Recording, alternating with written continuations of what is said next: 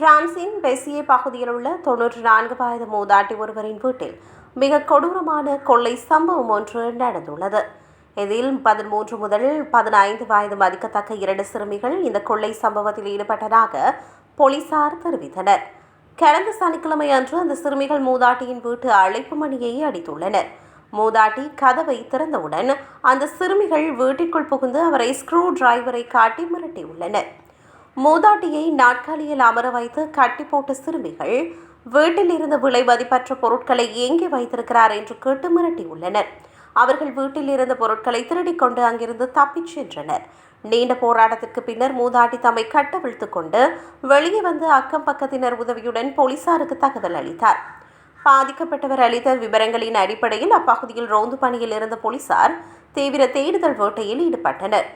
மூதாட்டியின் திருடப்பட்ட செல்போன் சிக்னலை வைத்து ஒரு குடியிருப்பில் தங்கியிருந்த அந்த சிறுமிகளை போலீசார் கண்டுபிடித்தனர். அவர்களுடன் இருந்த 22 வயது இளைஞர் விசாரணைக்கு பிறகு விடுவிக்கப்பட்டார். தற்போது அந்த சிறுமிகளின் உண்மையான வயதை உறுதிப்படுத்த மருத்துவ பரிசோதனை செய்யப்பட உள்ளது. ஒரு சிறுமி குழந்தைகள் பாதுகாப்பு மையத்தில் ஒப்படைக்கப்பட்டுள்ளார். மற்றொருவர் மீது வழக்கு பதிவு செய்யப்பட்டுள்ளதோடு இருவரும் பெசியே சிறார் நீதிமன்றத்தில் ஆஜர்படுத்தப்பட உள்ளனர்.